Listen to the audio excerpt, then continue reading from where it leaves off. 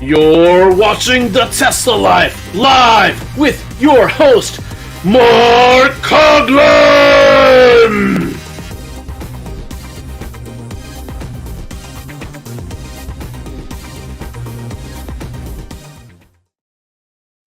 Hello, everybody, and welcome to the Tesla Live number 365. Here we are on the 26th of June, 2024. We certainly want to thank Patrick for the great opening. I keep thinking that we're going to be part of a WWE lineup or something, but great work there, Patrick. And we'll start with Casey for introductions in the Mid-Atlantic. Casey with Moto. How are you doing today, sir? Doing pretty well. Just another average week of just running at full speed and doing what we do. I did get the first quote for Windows for the HV Nomads project. And man, this is going to be like going to Costco or some other place that you go and you just spend way more than you ever intended. That can happen sometimes. Oh, man. You're definitely going to have to keep track of the expenses because things can get wild, I'm sure. Definitely. There's a whole spreadsheet already running. Very good. Very good. Also with us tonight, as per regular, Mr. Patrick Connor from the West Coast. Hello, Tesla Nation. I'm good. Doing great. And if you guys want to sponsor that guy's Windows, I'm sure you can. So hit up HV Nomads and check it out. Thank you. Very good. Yeah, the more those I get, the faster this gets done, and we get on the road and can come see you, and you can come look at what you did. If that's a threat. Also with us tonight, we have a special guest. We have John from TechGeek Tesla YouTube channel joining us tonight from Chicago. How are you today, sir? Doing great. Thanks for having me, Mark, and everyone. Really happy to be here. It's a pleasure.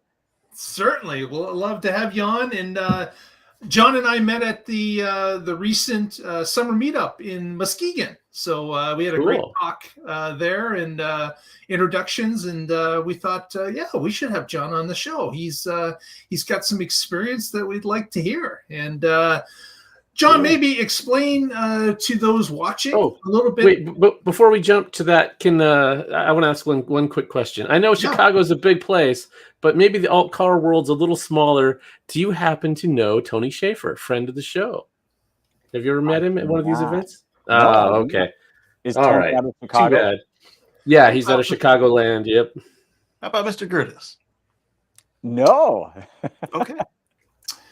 Need to meet both of these people now. Yeah, that's like saying, hey, do you know John from Canada? Which is why I started with, I know Chicago's a big space. Yes. But again, in the alt car world, it's a little niche. So maybe there was a chance. Yeah, it was a chance. Yeah. Well, John, maybe you can tell those watching a little bit about what you do and how you got started with FSD and doing some YouTube recordings. Sure. So I am fascinated with technology, especially the full self-driving. Got started with it October 24th, 2021, when I first got a safety score of 99 and got brought into the self-driving as a tester. And I originally purchased it in 2019, which is when I first got my Model 3. And my objective is to kind of document the progress of self-driving as it goes along. And at one point, I was testing the safety of full self-driving around children. I don't know if you guys have heard of Dan O'Dowd, but he had a smear campaign. Yeah, he had all these attack ads all over the place saying that it's horrible and it's the worst thing I've ever seen. So I went out and tried to test it and more or less proved him wrong and posted something on X, back then Twitter. And Elon saw my tweet and replied. And then within the next 15 to 30 days, I was added into the original group of testers. So I get the latest versions. So right now my car has 11.4.1, which is the nag-free full self-driving. So jealous. So jealous. Yes, it is a lot of fun. It is a lot of fun. I was complaining about how long I had to hold that 100 score, but man, the next group, you guys in the 99, however long you had to hold that, plus the fact that Elon doesn't know how to read a calendar, that must have been excruciating. That I was safety score test. I can't imagine having Tesla insurance and having to still Right. drive with that. Oh my gosh. Oof. What That a would be nightmare. rough. Yeah. Every Yeah, drive, you're worried something's going to happen.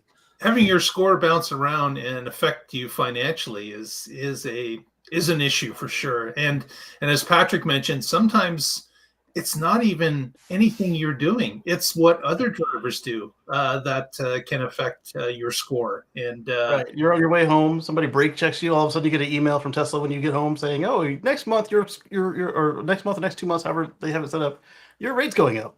It's like, what? Yeah. Well, to be fair, that does mean you're driving in a environment where that's more likely to happen. Whether or not you're a safe driver, it's also where you're driving and when you're driving. So Yeah.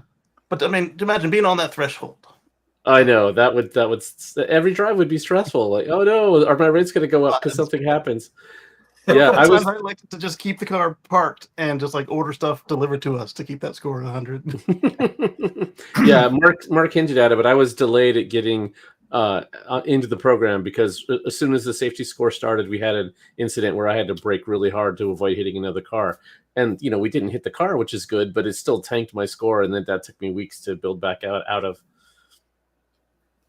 Nice. Yeah. Quick shout out to Raphael and JT24 in the chat room. Thanks, guys, for joining us. John, with you basically proving Dan O'Donnell wrong with his crazy videos that we've all seen. Get it right, Mark. It's Dan O'Clown. Oh, I think that's it, right? Yeah, that's how Brian describes him. Exactly. That's a good way to do it. Did you find if you want that respect, he can just stop stretching the truth and put everything out there as it is, and then we'll stop clowning him. Did you find that that the FSD was in the beginning, in the early days? Did you find that it was living up to your expectations of what you'd heard from the Tesla community, from some others that have their channels centering on FSD? How did you find it in your neck of the woods in Chicagoland area? Well, initially, when you go from no self-driving to suddenly having your car turn and do everything on its own, it's a big step change. So it was a really amazing thing to witness. The car turning at stop signs and stopping at stoplights. And I mean, it was just fascinating how it operated. There were some nuances I noticed when I first started using it that have been panned out, in particular, some phantom braking incidents, also intersections that really didn't exist where it would slow down unnecessarily for, and certain things that I was able to kind of provide feedback along the way. One of the biggest surprises to me early on was that things that I was reporting didn't make it into the next release. So I would think that, okay, this feedback is going to create a new improvement. And it wasn't until I really thought about it, because you have so many cars. I think now there's 6 million Teslas on the road. Out of those, there's maybe 1 million that are robotaxi ready with the full self-driving enabled. And maybe out of those, there's 500,000 that are actively using it. But 1 million out of 500, that's what, like 16, 18% of the fleet has full self-driving. When you think about it, all of them, if you tweak it for one person's issues, suddenly now it could drastically affect how it performs in other areas. And that's not really what you want. So I think Tesla's biggest challenge is identifying, especially with the new approach with all neural nets and AI, is identifying what is good video data versus bad video data. How do you know who's a good driver versus a bad driver? And it's possible, actually, I never thought of this, that the safety score plays into that to some degree. It does, yeah. So that video data, I think, is really critical to making it successful. And Elon mentioned at the last shareholders meeting that it's becoming harder and harder to get these improvements because the miles per intervention keeps increasing. And that makes it harder to find these issues that they need to resolve. So it's becoming more and more rare now that I have interventions or disengagements. Now, bear in mind, everybody that lives in Chicago says that they live in Chicago when they may be in the surrounding suburbs. So I'm up in the northwest suburbs. It takes me about, with traffic, it takes me about 50 minutes. That's 50 minutes to get into the city. So I'm not down there every week testing, but whenever I get a new update, for sure, I'm bolting down into the city and testing it out. And a lot of people are curious, how does it perform on lower Wacker Drive? Yeah. And that is a really tricky, they filmed the Blues Brothers down there.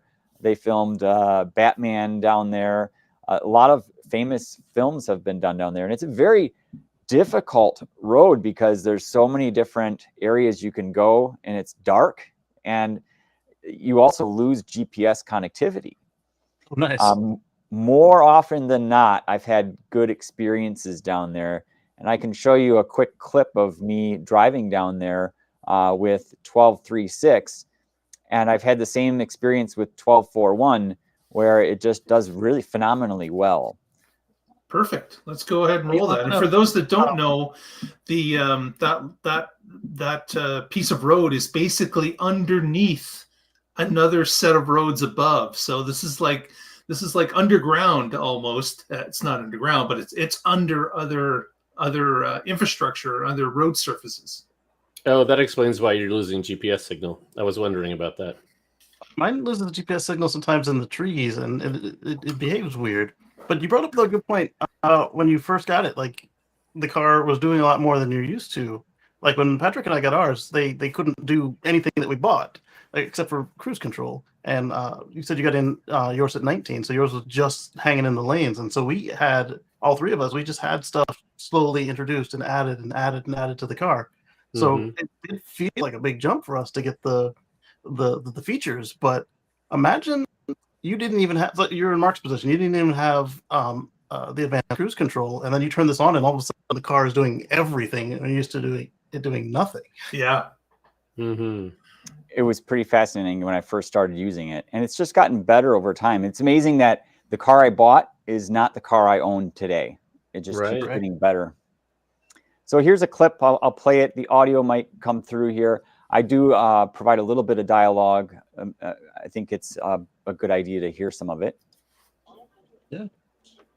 So the speed feels really natural, doesn't it? It's not too fast. It's not too slow. Yeah, really perfect. So you do have FSD engaged at this point? Yes, it's engaged, and here it is. It just tunneled straight into lower Wacker Drive and coming through here really nicely. So in the You can see beginning, this red light on the right, and it slows down for that. It's a little bit of an edge case, but it doesn't stop completely. Yeah. So in the beginning, when we first got FSD, when it didn't do tunnels, you would have to like manually take over, or would it switch to cruise at that point? It's always been able to do it, and it's been able to do a surprisingly nice job. It must not count it as a tunnel then. Right. Now, this is fascinating. This is Michigan Avenue in Chicago, and you'll just see all of the pedestrians here, and it needs to shoot the gap with all these people. And it's a challenge because in a busy city, you need to be pushing forward quite assertively. Otherwise, you get a lot of pushback and honks from people behind you. So you must use assertive or aggressive mode. Yes, assertive mode is definitely used quite a bit. In fact, that's the only mode that I use, especially down in the city. Makes sense. So I have a German, Peter Helm, in my car who watches a lot of the self-driving videos over in Germany. He was over here on a business trip and wanted to witness it. He actually got in the driver's seat and tested it out in the city and was really floored with how it performed. Okay, that's interesting now. Yeah, it is interesting.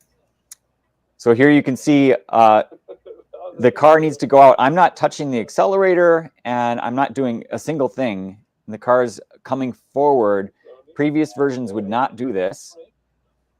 And it's waiting for the gap here. You can see you've got one other gentleman here. The older versions, if somebody was on the other curve on the far side, it would just wait. And then right there, it moves forward. There was a gentleman coming on the right side that it was hard to see. And so I Right, but did you have could to see step it on the in the accelerator a center little screen. bit. Yeah. Okay, cool. So fascinating. It's a lot of fun to test it in the city just to see how it reacts in different situations. So it's been a journey, and it's really fun to test. Do you find jump off of overpasses? What's Say that with again? overpasses? I was asking if his ever tried to jump off of overpasses in the beginning.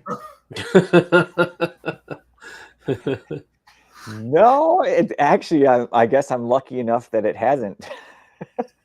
Casey's been unlucky. I guess Are it you must be a serious? Model X thing. Like everybody else is complaining about phantom braking. I've had like a handful of them in the lifetime of the vehicle, but mine repeatedly tried to jump off of overpasses in the beginning of FSD. No way. When did you first have FSD in your car?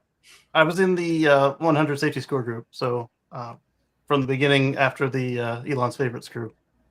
Okay, that was just before 10.3 then. Yeah. Interesting. Fascinating. Yeah, that it kept Casey on his toes though. So he's been watching Yeah. FSD really closely ever since.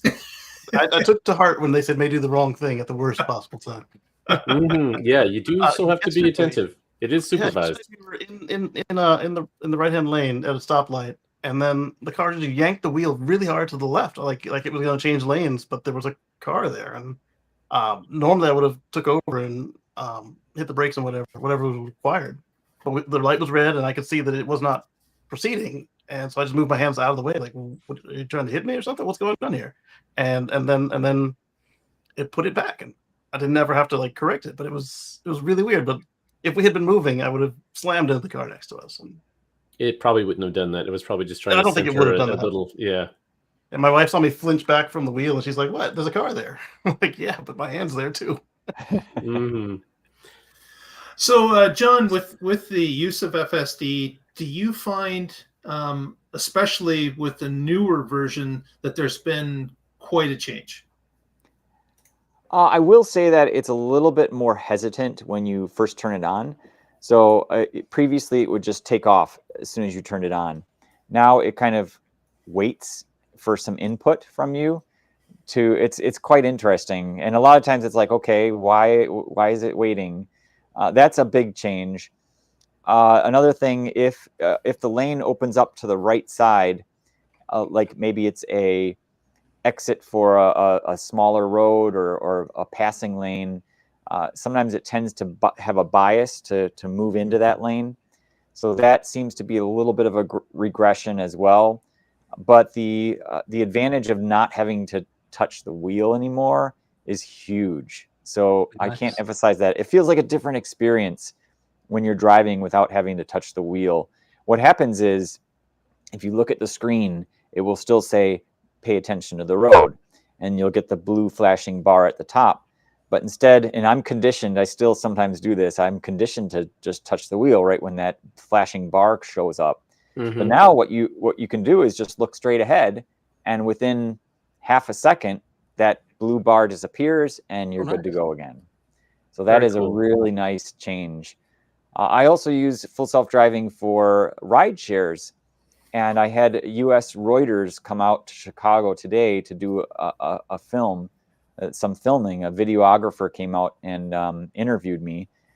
They're doing an article on ride sharing with full self-driving. And what I really like about that is that it's kind of a prequel to the robotaxi, Mhm. because you get a real sense of how it's performing. And the best thing for me is to see what the passengers' experience is like, to understand what their point of view is and what they think.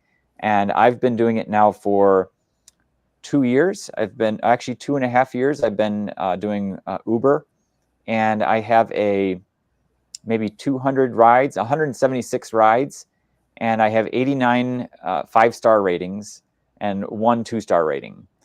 So, and most people, to be honest, they get in the car, they have no interest. You know, they just want to get to their destination.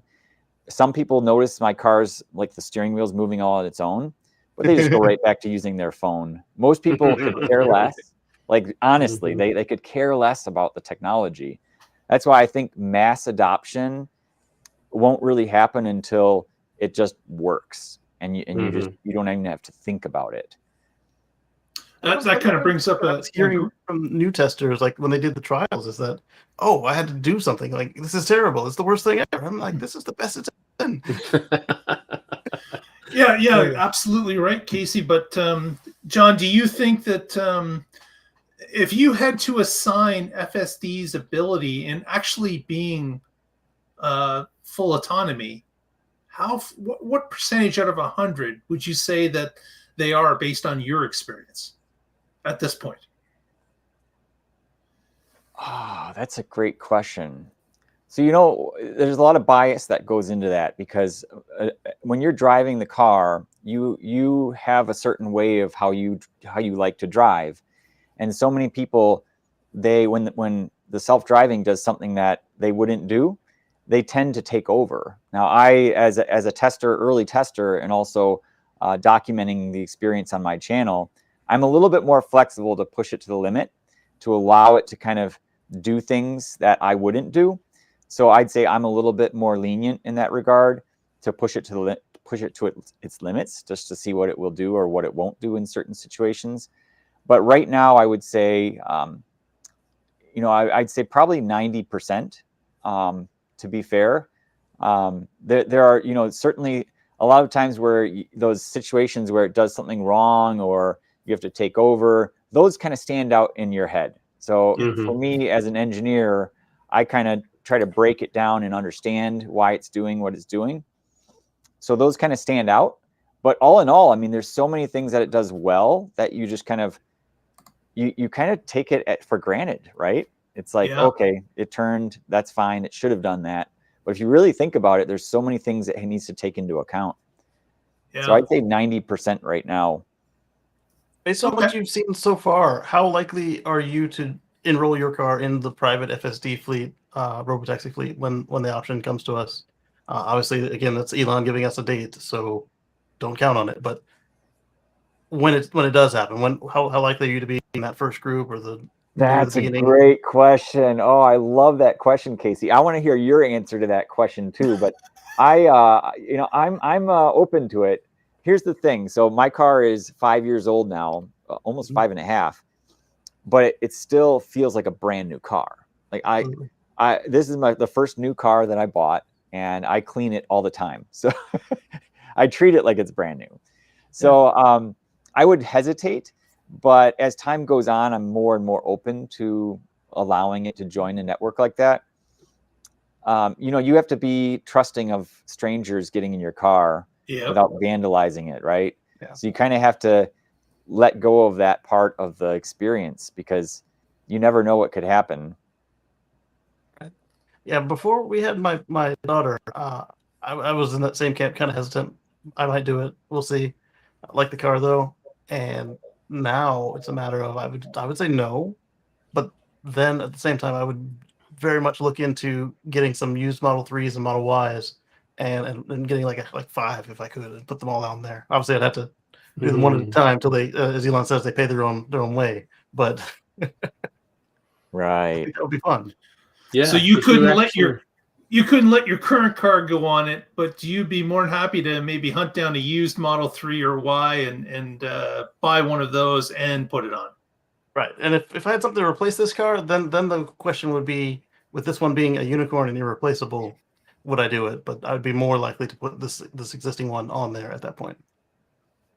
It's just a matter of the one I'm putting my baby in. So and just a reminder to the audience, Casey's driving a Model X at this point.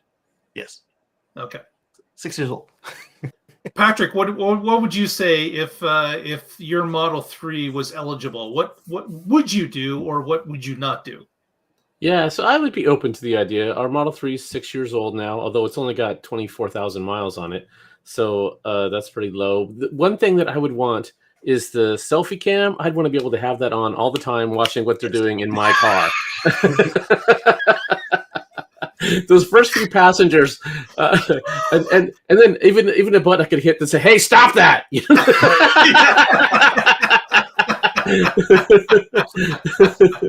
That's what I would want.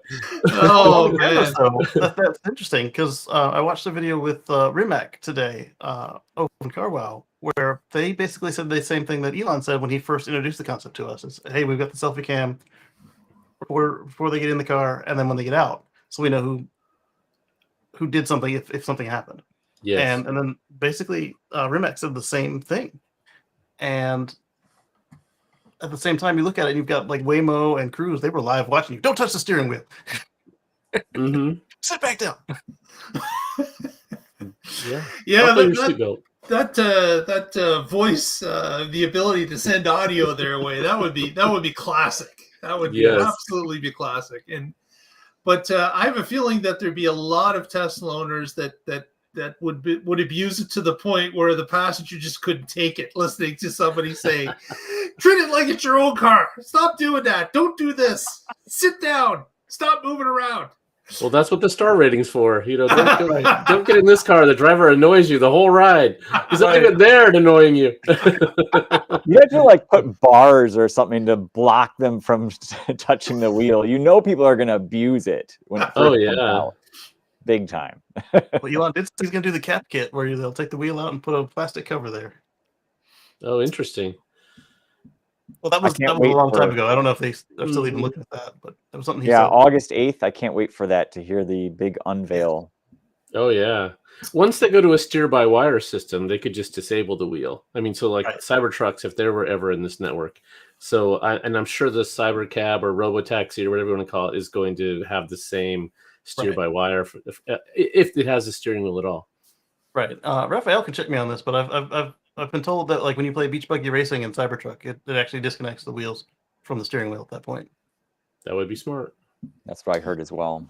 But you can't have it that while it's in FSD in the Cybertruck and it's driving, you can't have it the wheel not work, because of course if the car asked you to take over and the wheel was you had spun the wheel a different direction or whatever, or even with your knee had bumped it, you'd hate for it to engage and then immediately veer or something. So right, not in FSD, but in Robotaxi mode, I would definitely want it to go ahead and disconnect. Yeah. Well, that's some interesting stuff, John. I certainly will ask anyone that has interest in this. Is that in the show notes? You can see where you can follow John through X as well as his YouTube feed, and subscribe and follow John's journey, because he's really doing a lot of work for us and allowing us to see how this actually performs with the different updates in a major metropolitan area, which a lot of us don't have access to at all. So it's very interesting to see your work and what you record and report upon. So we thank you for that. So John, you have a friend that actually stood out in the street flagging you in one of your tests. So how do you get that guy to trust you that much? Yeah, you have a good friend that's willing to stand in the street for you. I would have said, "I'll drive. You can go in the street."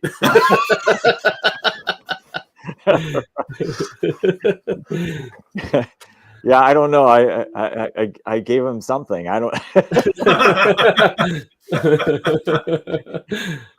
Good times. Yeah, so that's one of his videos. Definitely check it out on his YouTube page. Yeah, that's a great point, Patrick. Thanks for that. Thanks for watching that. Yeah, it's hand gestures. So a lot of people are curious, through the revisions with the software, what can it do that's new? So I put that to the test with 12.4.1. And spoiler alert, it still cannot read hand gestures. Right. But I do believe that day is coming, as well as the day when it can read signs on the road. Can't wait for that. If it's not driving well in Chicago, I'm sure it gets a lot of hand gestures. Oh, yeah. I do wonder how it knows what to do, though, when somebody is like going out of turn on like a stop sign, or where like certain sides have only one side has a stop sign, that sort of thing. Because sometimes like my neighbors will like, "Oh yeah, you go ahead." And I don't know if it sees them waving ahead. Like it's definitely not like that they've waited too long. It's like, oh, they're not going to do something, because sometimes I'll get up to the stop sign, they're there, or they've just arrived and they do their thing. That's not flashing the lights, and the car's like, oh, go. I'm like, I couldn't see into the window, but as I'm turning, I see, or as we're turning, I should say, I can see them doing the thing with the hand. I'm like, oh, okay. I don't know how you knew that was okay. I would not have tried it because I couldn't see them because of glare or whatever. Mm-hmm. Yeah, it's luck. So I've had that happen too, where someone waves you on and then the car goes, or they'd make some other hand gesture, and then you feel obliged to kind of respond back, even though you did absolutely nothing. Right. Yes, I've done that like, too. oh, thank you. I'm like, I wouldn't have stopped for you. but then it goes the other way. Like, they're like, thanks for stopping, and I go like this, yeah, and then my car starts going. Oh, that's the worst.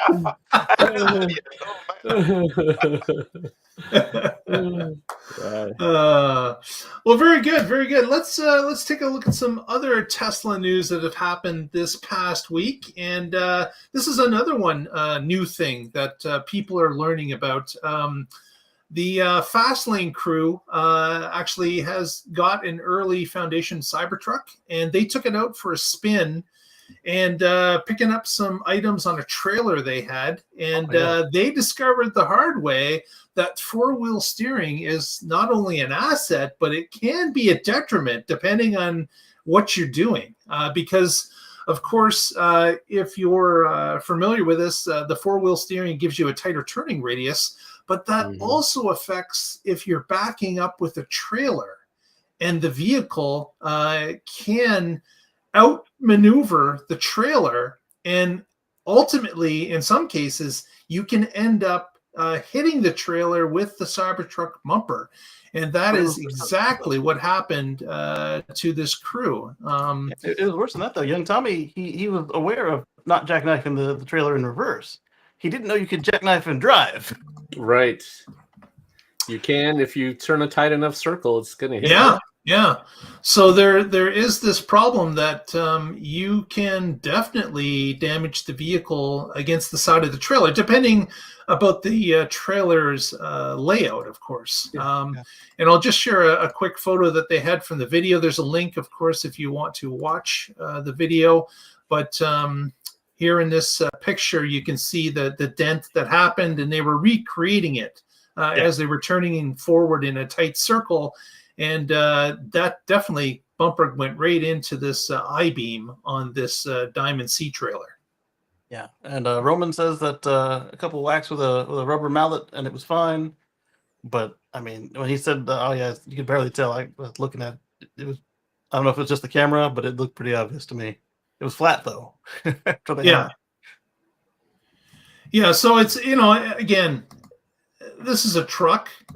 These type of things are going to happen, especially when you're pulling things, and if you're using it in that way, that's a truck's use. It's going to come into it, but it is a good warning for people that have an early version of the truck, or people that are waiting for a reservation, is that this tight turning radius definitely can affect how it operates with a trailer, and you should probably be aware of it before you start hooking up trailers and thinking that it's all the same. It's not. You need to pay a little bit more attention until you're used to that four-wheel steering and what the radius of your turns are going to be. Yeah, and Roman is actually pretty up to date on the updates. He asked Tommy, well, why didn't you lock out the rear steer? Because that is something that came in the latest update. But what he didn't know, because remember, they've got 30 cars in their fleet. Tommy reminded him that that's only something you can do in off-road mode, not tow mode.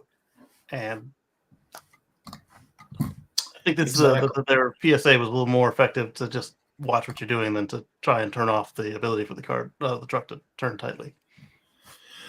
Another thing that caught my... sorry, go ahead, Patrick.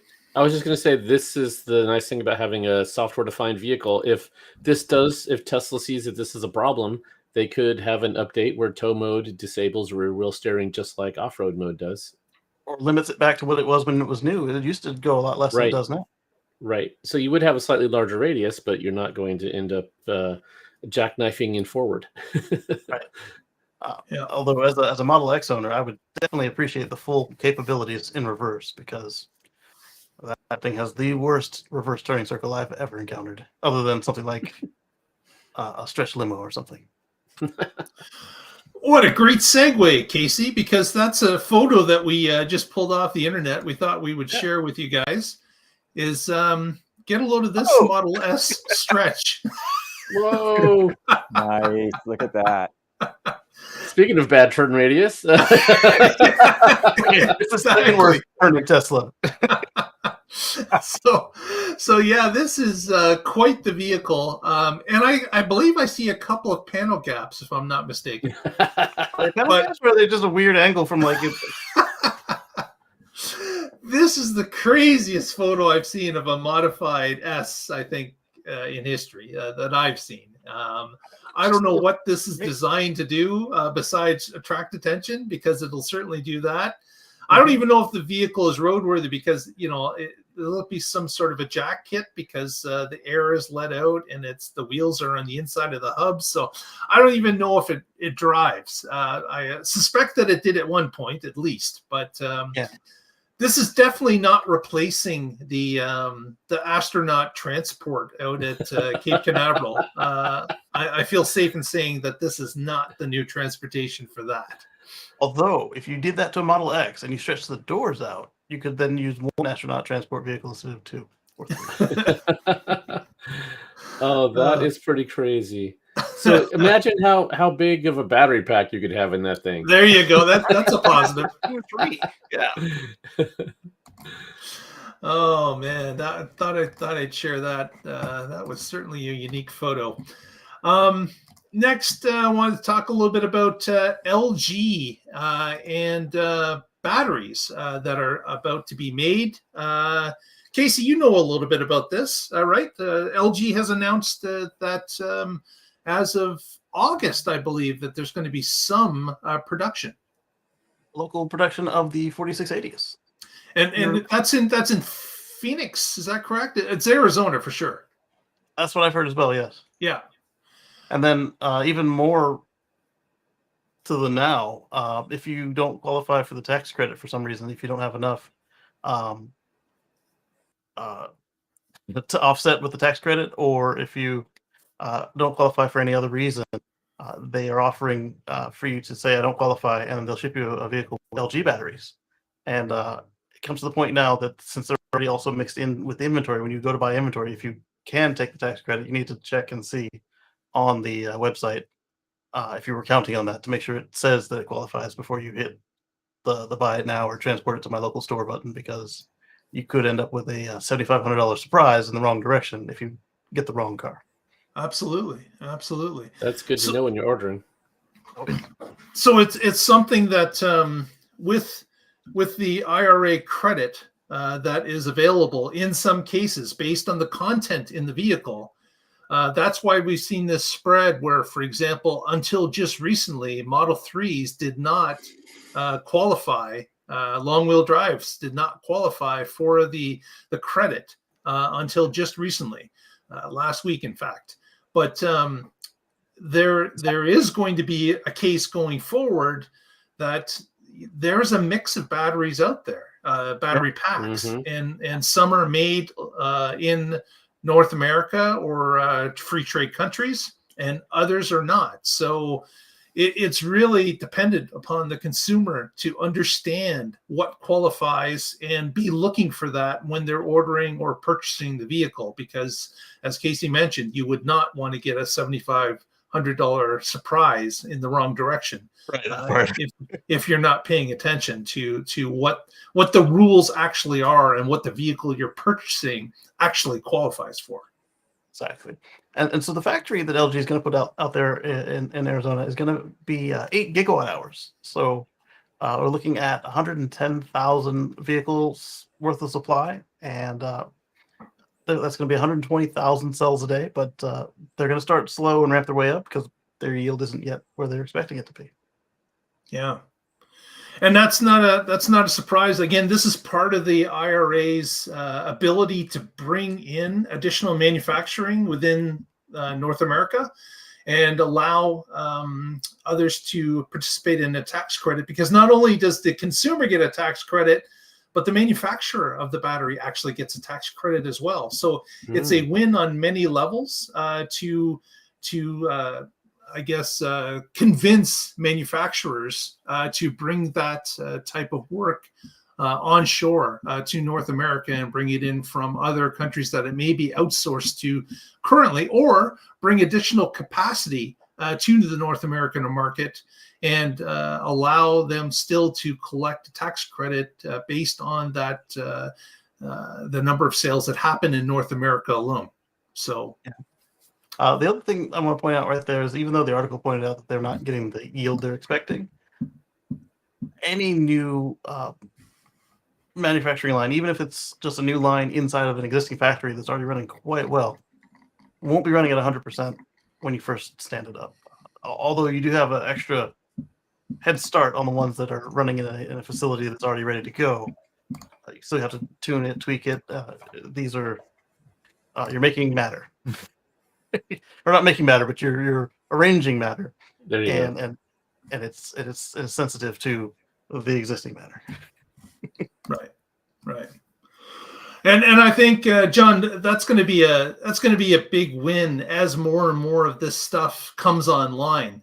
Because of course, can you imagine down the road where the cheaper Model 3, the baseline Model 3 with LFP batteries, if those could be produced within North America, that would make that vehicle an amazingly low price with that credit added to it if the buyer qualified.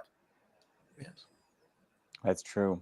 Yeah, I think everybody's looking forward to the costs coming down, because that's the biggest barrier to entry for most people right now, is just the cost of the vehicle.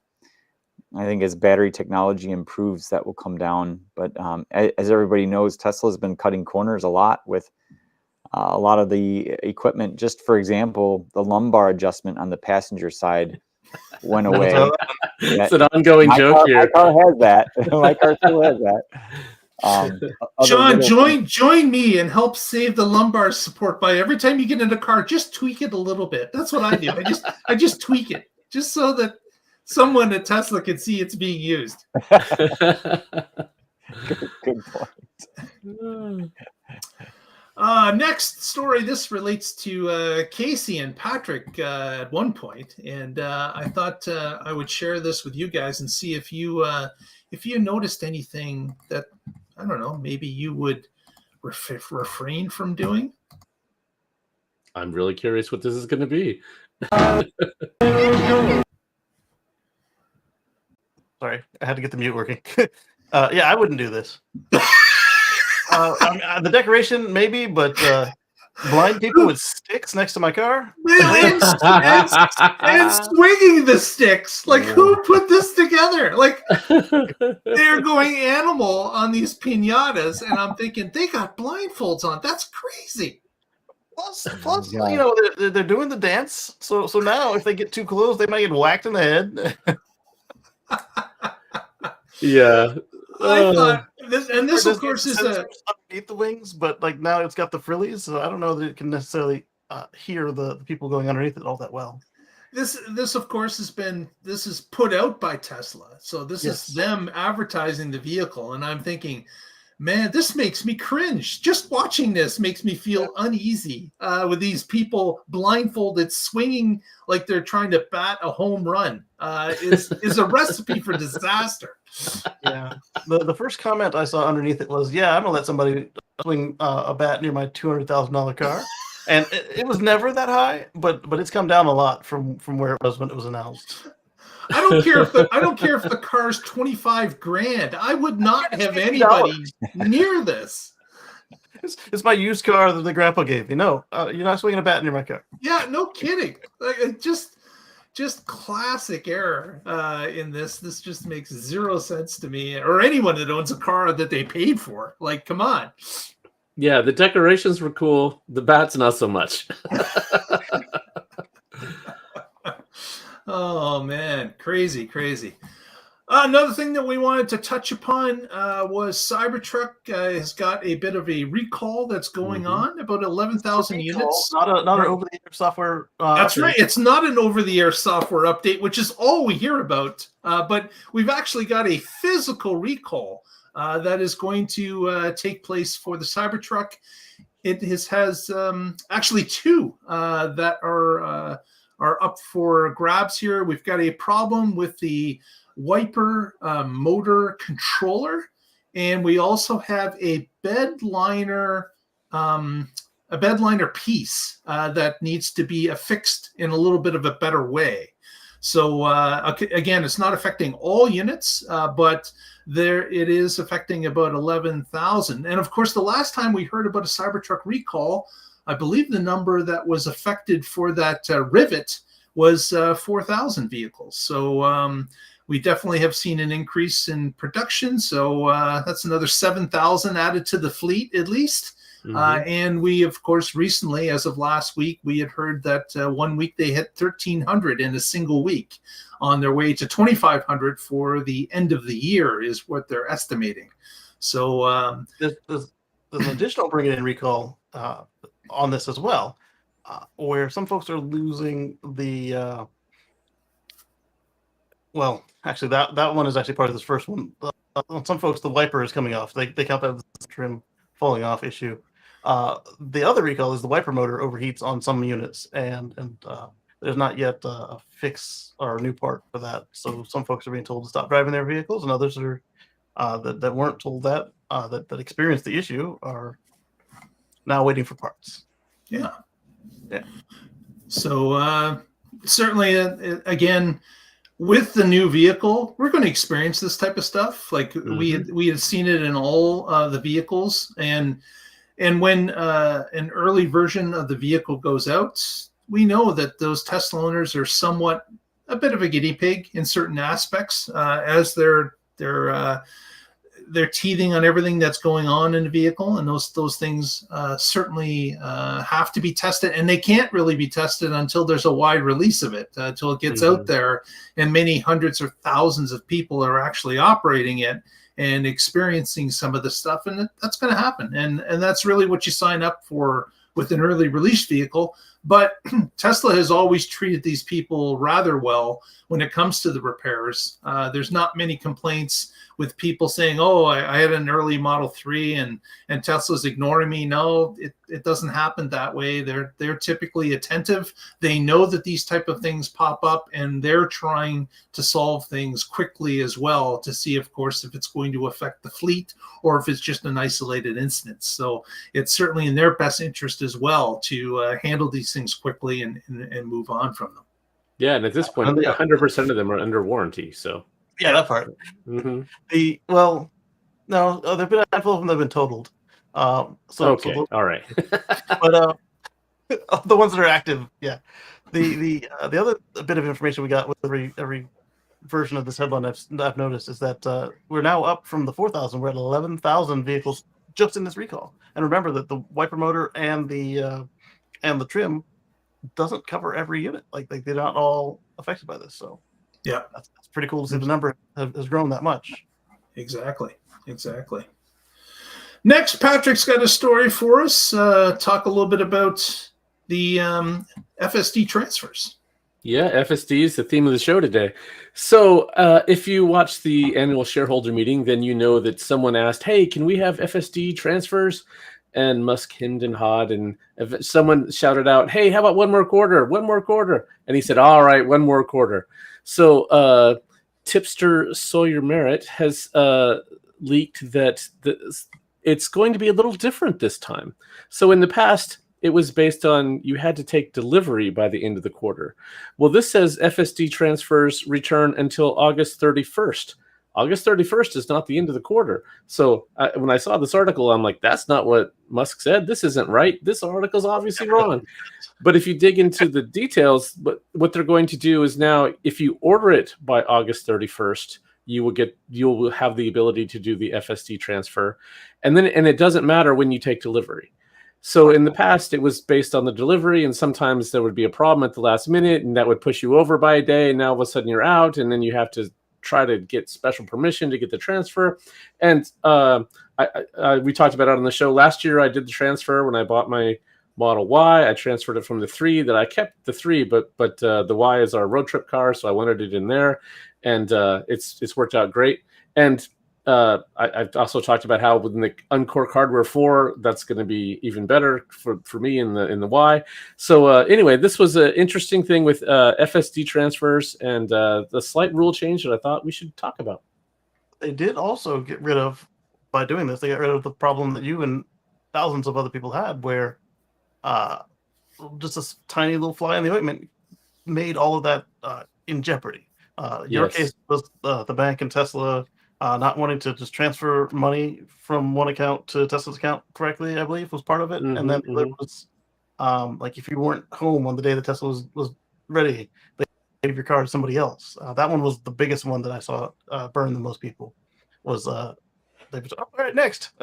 Whoa, I need it by midnight. Right. Yeah. If my delivery got delayed by 3 days, but I wasn't anywhere near the end of the quarter, so it wasn't a problem. But if I was right at the end of the quarter, that would have been a huge problem. Right. Exactly. Well, I think that will wrap our show for this evening. Let's move to. I'm sorry, Casey. I said real quick at the shareholder meeting when they were suggesting it, I was like, all right, cool. And then Elon started hemming and hawing about, oh, it's hard. Blah, blah, blah. I'm like, well, that sounds like a computer science problem, doesn't it? Yeah, and I have a comment on that, by the way. $1 transfer fee, and then the person starts screaming one more quarter. I'm like, why are you so sure? 1 quarter is nothing. You got to just scramble to get something done if you weren't ready to get a car. Go ahead, John.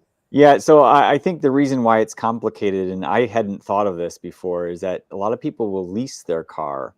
So when that price is baked into the lease price, the overall price of the vehicle, you can imagine that the lender is going to have a hard time trying to do the math and take that out of the equation when they transfer it. So there's some logistics there that I think a lot of people haven't really thought of. So that's probably one of the headaches that they have to deal with. I wouldn't think it would change the lease price because you still have to pay for it, even though it's transferred and now on a different vehicle. I mean, you bought it with that first vehicle. So yeah, but you're right. There's a lot of considerations there. Yeah. Yeah. So Casey, any shout outs from you this evening? Yeah. So coming up on Friday, we've got the Tesla Life Express right here, same time. And then on Sunday, catch me over at youtube.com/KCGreen, where we're going to talk about some other news that's going on across the EV space. There's a lot going on this week, and it's only Wednesday. And we'll also update you on what's going on with the HV Nomads project, besides my $1,000 window quote. And it's not like I'm not getting like taken for a ride with this. I needed something that would fit in the confines of this trailer without cutting any of the studs. That would also allow somebody my size to egress the vehicle. So part of the reason it's so high is it's an escape window. And then I think it's going to actually come down a little bit because I wanted another window that didn't move, and they gave me one that slides and has a screen and stuff. So that will come down just a little bit by the time I get them the final measurements. Very good. Very good. Patrick? Yeah, so Mark, last week you asked me a question about my solar degradation. And what a rat hole you sent me down. I apologize. So I thought this would be an easy question to answer. I would just look at my first full year of production, which was 2008, and compare it to 2023, last year's full year of production. Except last year, the panels were off the roof for June and a little bit of July, and those are prime production months. So that I couldn't use last year. Okay, so I'll use 2022. No problem. Oh, 2022 was when we had wildfires all summer and got horrible production. So that one I couldn't use. So then, okay, now we're back to 2021. At least I can, from 2008 to 2021, that's a good time. I can have some measurements. 2021 was actually my best year of production ever, even better than 2008, 9, 10. So they've only gotten better as far as I know. I have negative degradation. That is the type of degradation I want. You're gonna need to write a Python script or something, day by day, like the Tesla battery degradation tracker apps too. Right. Yeah. So obviously that's not accurate, but it was interesting. You could actually see 2008, 2009, it got a little worse. 2010, a little worse. And I was like, oh, there's the degradation. And then for 2011, I washed the panels, and then it shot right back up to where it was in 2008. And so it'll be interesting to see what happens for 2024. So they're going to be online all year as far as I have planned. So that should be a good, fingers crossed. That should be a good data point. Very good. Very good. John, my final plugs. I'm with the Oregon Electric Vehicle Association. You can find us at OEVA. I blog occasionally at cardswithcords.net, where I blog about my future free from fossil fuels. Thank you. Very good. Very good. John, I'd like to open the floor to you. Want to let people know where they can find you going forward? Sure. So TechGeek Tesla is my channel on YouTube. Much appreciated. Check out my FSD content. I'm filming in Chicago. Hopefully we get 11.4.2 coming up really soon. It sounds like it's going to be coming out hopefully before this weekend. Also, you can find me on X at Jonbbc. That's JONBBC. BBC, little known fact, comes from B-flat clarinet. I almost became a professional musician. I played a lot of clarinet in college and after college as well. But yeah, a lot of people think it's British Broadcasting Corporation. That's what I thought. A fan of the British, but no, it's a different. Well, thanks everyone for watching this evening. If you haven't already, please give us a thumbs up on the video. Press that subscribe button. It helps us out. Give a small channel like us some more eyeballs, and we would really appreciate it. And we'll be back again shortly so we can learn what's happening in the Tesla life. Thanks for having me on. Nice to meet all of you. Go through. Stay positive. Test negative. Thank you, Lee Moon. Indeed. Oh, there's Lee right there at the end. It says thanks for the great show. Great.